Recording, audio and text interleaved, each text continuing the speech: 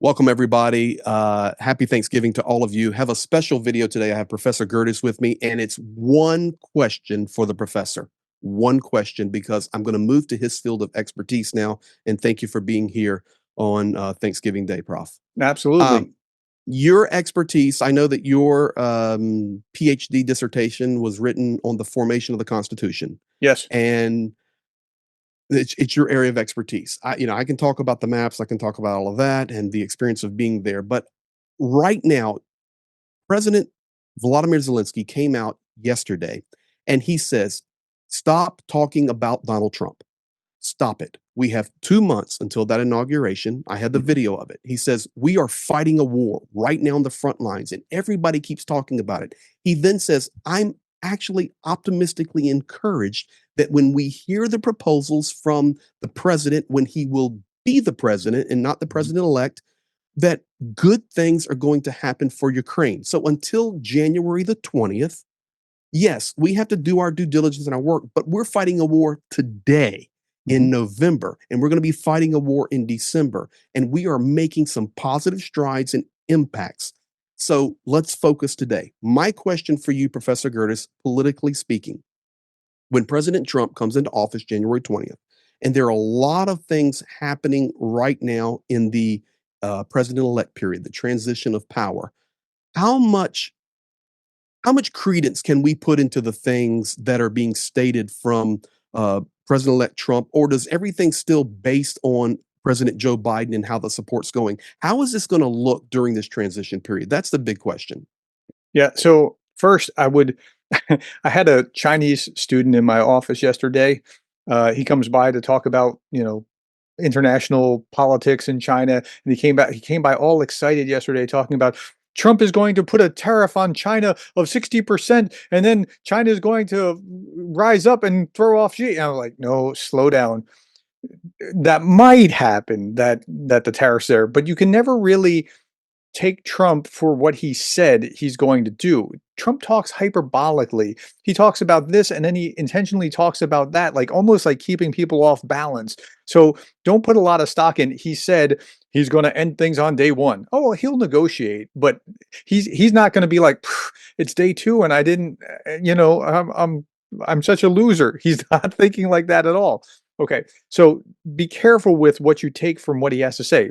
But first things first, Biden's the president. He's still the president. He's, for better or worse, either going to do things now between now and then, like the 20, what is it, 24 billion that he was trying to propose to Congress, 16 back 16 into the, billion and for then the 8 to US and Ukraine. 8 for Ukraine. And the formula there is trying to make sure that okay, I think the formula there is this is what we think we can do. We think we can probably get that. And we think we can get it because the 16 going for the US to replenish its stocks, people who even don't want to vote for it because of Ukraine, if they're in that camp, they'll still go, yes, but we need, to replenish our own stocks. And so shame on us for doing this, but we have to do it. I think that's why it's going. But for better or worse, whether you like or don't like Biden right now, whether you love him or curse him, he's the guy until January 20th. And then at that point, you can like or curse Trump, right? But in the meantime, here's the fascinating thing. Look at his cabinet picks. And like I'm looking at him and I'm going, how about that? Waltz, good. I think he's going to be a good guy. You've got a Green Beret that's replacing Jake Sullivan. That can only be good, right? Rubio. Now I've explained this on my channel, so I'm going to explain it to yours because not everybody watches both channels. Um, you have MAGA Republicans that are MAGA, MAGA, MAGA all the time. They just love MAGA. They're there for MAGA kind of talking points. Then you have kind of conservative MAGA in the middle that like we're not exactly sure where they are. And then we have like old school conservatives who are just clearly conservative. That's where I am, right? So the ones in the middle are like Rubio, who are he's getting ahead because he's talking a little bit more MAGA, but at his core, he hates communists. He hates authoritarians. Family, I think, came from Cuba. Like this is deep in his core, right? So I think Rubio will be very good for Ukraine moving forward as well. I don't think he'll be bad. I think you looked at what's his name, Matt Gaetz washed out. He was MAGA, MAGA, MAGA. Tulsi Gabbard, she's MAGA, MAGA, MAGA. I don't know. I was watching a video by This was the Bulwark. The Bulwark, if you don't know who they are, they're like the original anti-Trumper or never Trumpers, and they hate Trump and are still railing against Trump. And these are mostly ex-Republicans or Republicans that are railing. And they were looking at the poly market is actually showing like it's looking increasingly unlikely that Tulsi Gabbard is going to get nominated or not nominated, get confirmed by the Senate. That's a good thing. She would be terrible for that position. So if US allies can't be comfortable that she's going to be tight-lipped with whatever information they're sharing, there that's going to be just terrible for the intelligence community. You can't put somebody in there like that. So this is where advice and consent works. Trump gets to nominate, but the Senate has to confirm. And even if you have a majority of Republicans in the Senate, you just need to peel off about 6 of them and that they don't get confirmed. And I can see there could be 6. There's at least 3 that I see, like the senator from Maine, the senator from Alaska, and a couple others I can see very clearly are already going to be against. So at any rate, I have high hopes that Gabbard won't be there. But then, if you listen to Russians and you listen to Russian propagandists in the US like Jackson Hinkle, I just watched this video. I'm going to do a video about this. Um, yeah, shortly here. He was talking about how Trump's picks, other than Gabbard, were so bad. Like wrap that around your mind. Mhm. Jackson Hinkle talking to Solyov, talking about how bad these picks are for Russia because he wants them to be pro Russia. So I'm very encouraged by that as well. So yes, you got to wait on Biden and like make sure Biden's the guy. Talk about what he's going to do, or you can curse him all you want till January 20th. Then he's no more, and then you talk about what Trump's going to do, or you curse Trump if that's what you want to do. That's fine, but from January 20th. So anything happening coming from the United States right now is from the Biden administration, not President-elect Trump's thoughts. Yes, but now I was reading a fascinating article. It was in Euromaidan Press yesterday. It was talking about the Romanian president election.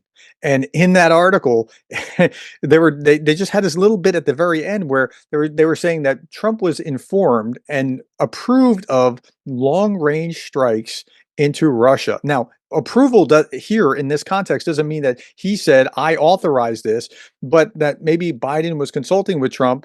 Hey, are you okay with doing this kind of thing?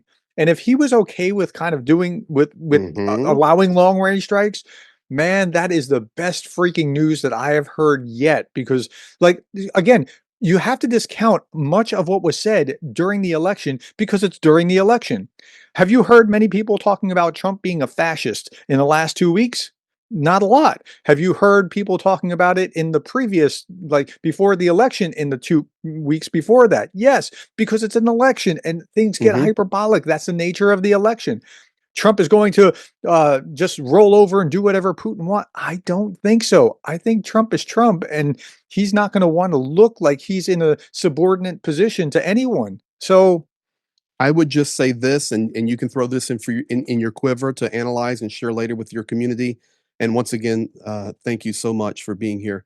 But here's the deal: Ukraine right now striking effectively with Western weapons, including ATACMS and Storm Shadows. Ukraine striking effectively with drones. Ukraine effectively battling against Russian electronic warfare, of which the West, NATO, the United States, European unions will gain all of that yeah, knowledge, yeah, yeah, all of that technical ability. Ukraine doing a basically overall a successful counteroffensive there in the Kursk region. You take all of that. We have information coming in today from 3 sources. I will not call it a fact, but 3 sources saying that the United States is telling Ukraine to lower the mobilization age to 18. You yeah. have to have more soldiers. I start looking at all of that. I'm seeing some positive wave rolling for Ukraine here during these 2 months of presidential transition. And if that happens, if you can get some initiative and some wave, and I think that's why we heard from Searski about a potential counteroffensive, that will even push the Trump administration more to say, you know what? We need to really look at this. We can win this war. And we don't have to negotiate our way out of it. That guy, Putin, needs to go down. And then throw on top of it economics. Throw on top of it, North Korean troops are there, Mhm. North Korean supplies, oil, ghost fleets, you name it all. Okay, It's a big deal. I mentioned this in my, 3 big stories yesterday. So so some of this you gotta you it just makes you laugh because, like, Trump may even accidentally help Ukraine because he wants to drill oil, okay? Drill, baby, drill. Now, if you're Captain Planet, you won't like that, but if you wanna help Ukraine beat Russia, you you will like this.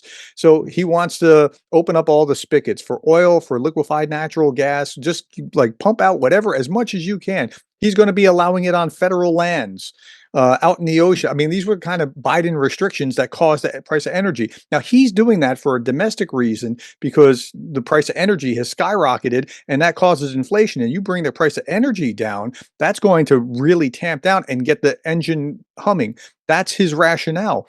But that's also going to throttle Putin, who a third of their economy is predicated on fossil fuels. Again, I talked about that yesterday, just yesterday, in my three big stories. So Trump could help the cause just accidentally, let alone I think some of his picks, if you look at his picks, they're going to be useful and the Russians know it and they're starting to curse some of these picks. The Russian propagandists know it and they're starting to take aim at some of these picks. So Well, the as we close out, then, unless I'm missing anything else you want to share, this is why Vladimir Zelensky, and I'm basically quoting here. I did the video and translated in English. Guys, be patient. Mhm, Let January 20th come because mhm, right now I'm seeing lots of positive signs as we move into 2025.